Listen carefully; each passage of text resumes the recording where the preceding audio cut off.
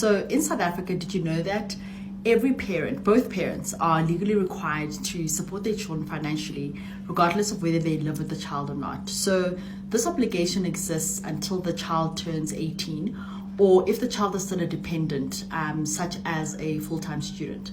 So a parent that fails to pay maintenance of a child does face quite serious consequences in South Africa, in the sense that, you know, legal consequences can happen, such as your garnishment of wages, etc. So if you require any assistance with the maintenance of a child, please do contact us. Would like to assist you and give you more guidance on that. If you're not in a position to afford an attorney, you can of course do this whole process on your own. The minute you see yourself being taken to court for child maintenance, you must know you have failed as a man.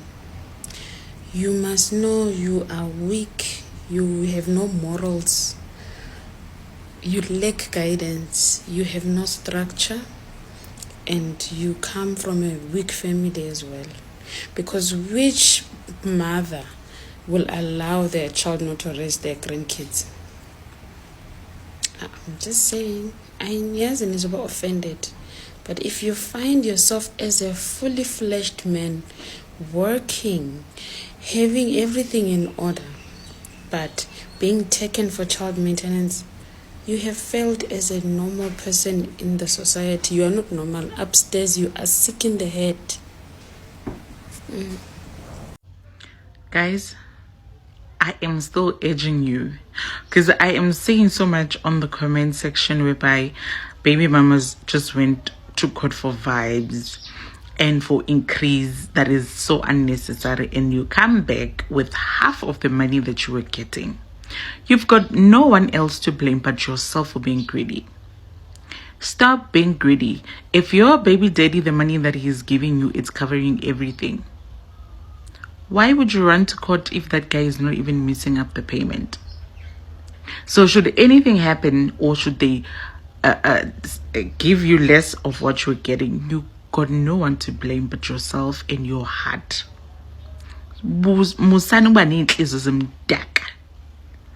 If whatever you are given is enough, don't attempt. Don't. Just remember that when you are going to the maintenance court, because I'm seeing also comments of people saying maintenance court failed them. Maintenance court will consider the basic necessities of a child.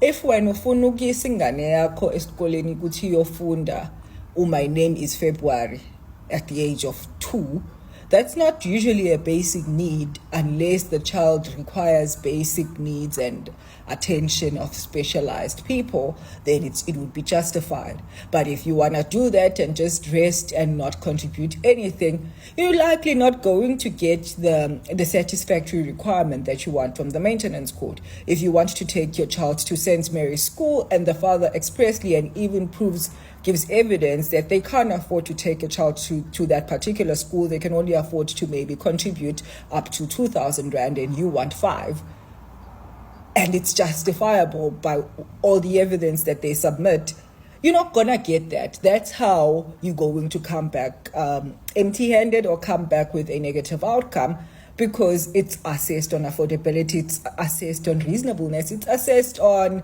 necessity. Men think 2,000 Rand is enough to raise umntwana.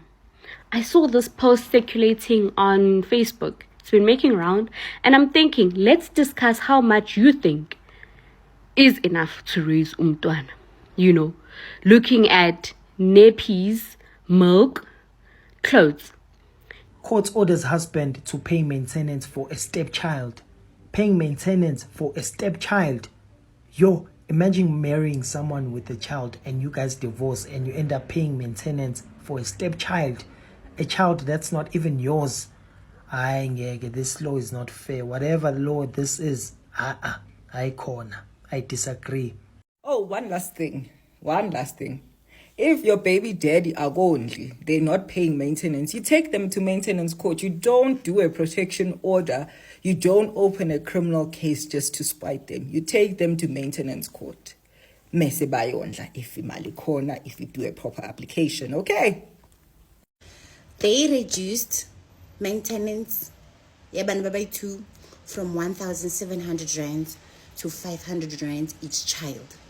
This lady just DM'd me, Hore. She took baby daddy go maintenance. He was initially paying 1,700 without the court order.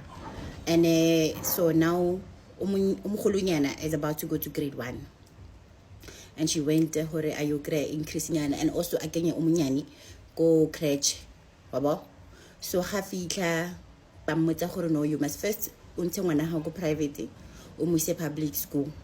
Mind you, her older baby too, she has 2 other kids who are older and they go to that private school. So naturally, obviously, onya go tsentsa ngwana ban ba through the same school by school no se one. Understand? So the magistrate decided, you know what? Ngwana how must go to a public school, and then ona batlang ho mo isa crèche a ke kwena batlang ho mo isa crèche, so wena o tla bona apply basically or ba re pila crèche ke luxury. People who actually go to maintenance courts in South Africa today come back with nothing but heavy hearts, pain, and feelings of helplessness. And once we get to a point of court, then it means I'm forcing you to do something that you know you are supposed to do. But okay, let's say for instance, I say yes to going to a maintenance court. What is the use of taking someone to a maintenance court who makes as much as you make? They can just go there and tell the judge that, you know what, I don't have the money that this lady is looking for. I can only afford to give her 500 rands. What are you going to do with 500 rands? Not even the products I use on my daughter's hair cost 500 rands.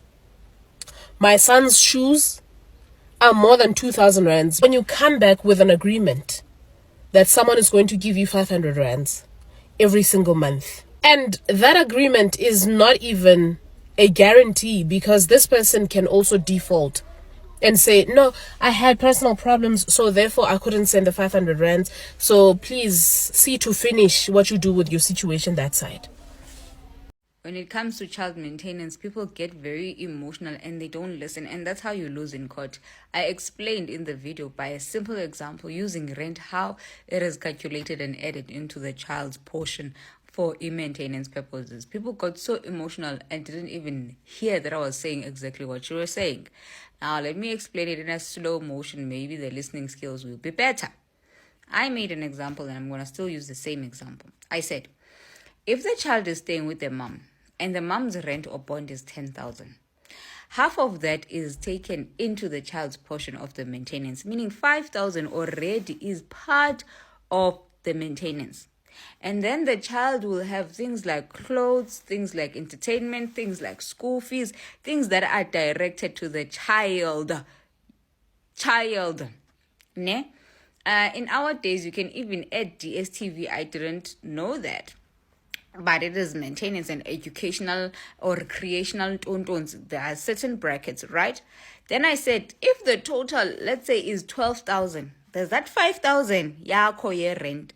It's added onto the school fees, it's added onto the health, it's added onto the insurance you pay for the child, whatever.